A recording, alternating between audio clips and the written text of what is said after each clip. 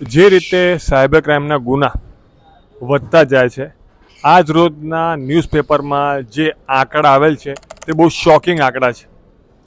આટલું બધું સોશિયલ મીડિયામાં પોલીસ દ્વારા અને સમગ્ર આઈટી સેલ દ્વારા લોકોને જાહેર કરવામાં આવેલ છે કે તમે લોકો લિંકો ના ઓપન કરો. એક એક્ઝામ્પલ આપું તમને કે જે છેતરપિંડીનું જે માધ્યમ છે સાયબર ક્રાઇમના ક્રિમિનલ્સું એ બ્રાન્ડેડ જે કંપનીસ હોય છે એમના નામથી તમને કોલ કરે છે અને તમે લોભામણી લાલચો આપીને તમને એવું કહે છે કે તમે આમ ઇન્વેસ્ટમેન્ટ કરો.